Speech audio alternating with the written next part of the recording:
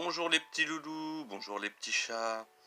Aujourd'hui, je vais vous conter l'histoire d'Il faut sauver le piano blanc. C'est parti.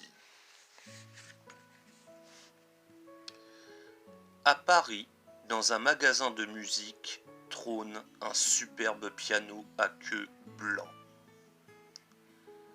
Il est fier de ses 88 touches noires et blanches, de ses pédales dorées et de son couvercle en bois d'acacia. Il n'est pas le seul piano dans cette boutique de la rue Saint-Honoré, mais il en est la vedette. Toute la matinée, on le caresse, on vante ses sonorités magnifiques. Il ronronne de joie en écoutant les compliments des clients et d'Elisa, la vendeuse si souriante que tous les pianos lui jouent la sérénade. Mais le piano blanc a la tête ailleurs. Il attend, il attend.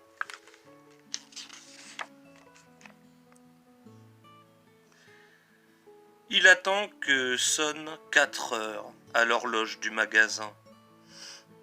À 4 heures, moins le quart, il fait un clin d'œil au gentil piano crapaud, son voisin, qui joue alors un air très gai du grand monsieur Gershwin. Sol, sol, la, si, ré. Les clients tapent dans leurs mains pendant qu'Elisa danse la samba. Quand il est enfin 4 heures, le piano retient son souffle. Il se demande: et s'il ne venait pas aujourd'hui? Et s'il passait en kimono pour sa leçon de judo? Et s'il préférait jouer au domino ou manger des berlingots? Chaque jour, c'est pareil. Le piano devient dingo. Mais chaque jour, au coin de la rue, apparaît un gros camion, d'où descend un petit garçon, son ami Rémi Pinson.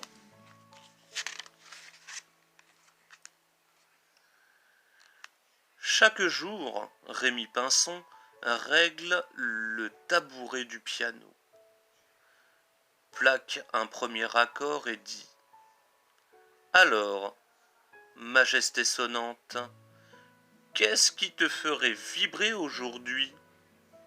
Une polka? Une mazurka? Une toccata? Le piano blanc se gonfle de joie et lance une mélodie. L'ami, l'adoré. Écoutez, cela fait l'ami, l'adoré. Tous les jours, le bonheur commence à 4 heures, jusqu'à un jour maudit, un jour de charbon gris.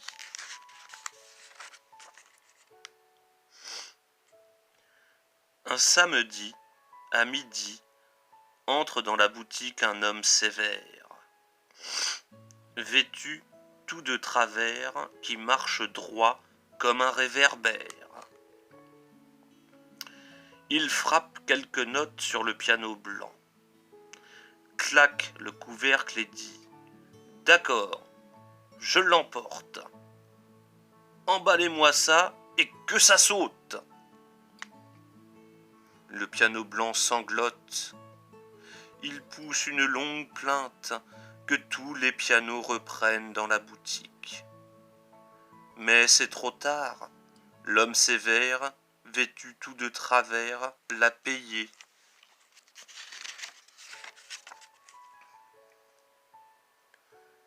Le lendemain, Rémi Pinson, Guilleret, pousse la porte du magasin. Majesté! Majesté sonnante! Où es-tu? Tu as changé de place?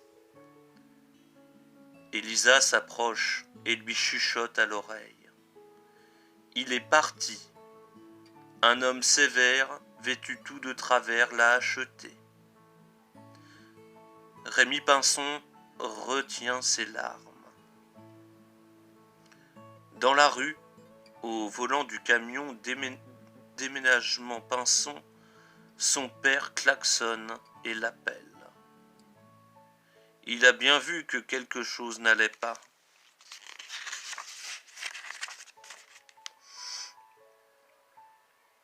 Pendant ce temps, le piano blanc est arrivé à destination.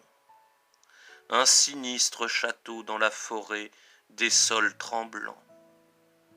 L'homme sévère l'a installé dans la plus haute tour et vient chaque soir jouer des musiques bizarres, de tristes mélodies. Une vraie cacophonie. Un vieux chien ébouriffé hurle sur le perron. Un cheval hennit dans l'écurie. Les lapins se bouchent les oreilles. Un éclair zèbre le ciel noir. Les rats des champs et un mille-pattes rampant détalent à toute vitesse. Dans la grande salle du château, le piano blanc broie du noir. J'ai froid, j'ai la tremblote. Sans mon ami Rémi, tout est triste et gris. Des souris grignotent ses pieds, des toiles d'araignée emmêlent ses pédales. La suite de la cheminée noircit son clavier. Il chantonne tristement. Rémi l'adoré, où es-tu? Je n'en peux plus. Soudain, il pousse un gémissement plus fort que les autres, qui résonne dans la nuit. Rémi, Rémi.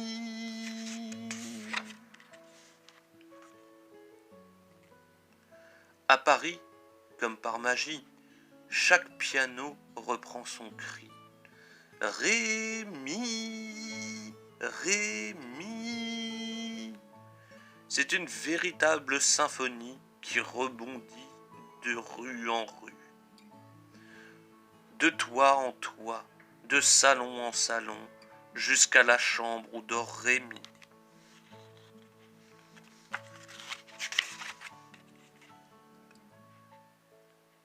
Rémi court réveiller son père.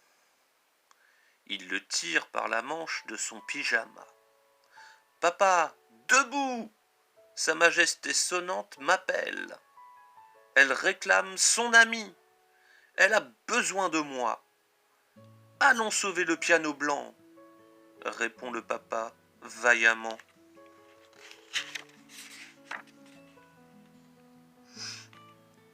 Rémi et son père vont tambouriner à la porte du magasin de musique.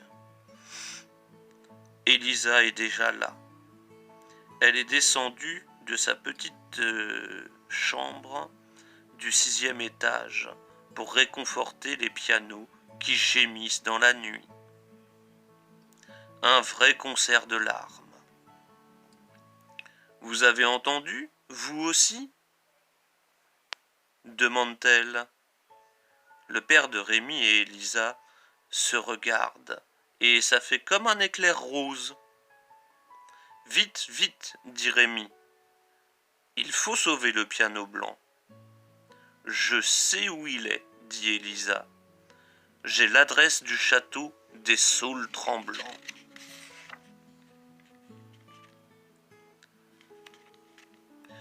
Lorsque Rémi, son papa et Elisa entrent dans le sinistre château, ils entendent le monsieur sévère, vêtu tout de travers, crier au piano blanc. « Je n'en peux plus! Tu joues comme une casserole !»« Ne l'écoute pas, Majesté sonnante !» crie Rémi dans l'escalier. « Tu es le roi des pianos. Tout le monde le sait. Alors, reprenez-le. Je n'en veux plus. Rémi, son père et Elisa ne se le font pas dire deux fois.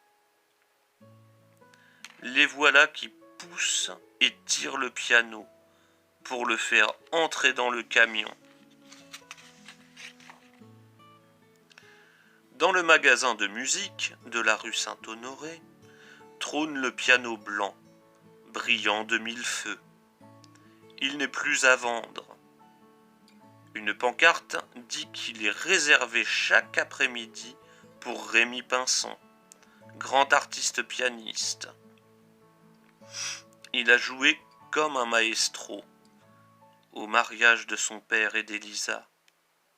Et chaque après-midi, Monsieur et Madame Pinson applaudissent le récital du piano blanc et de son ami Rémi. L'histoire est terminée. Tu peux aller t'endormir tranquillement. Si cette histoire t'a plu, tu peux liker avec un petit pouce en l'air et tu peux aussi t'abonner à ma chaîne. À bientôt.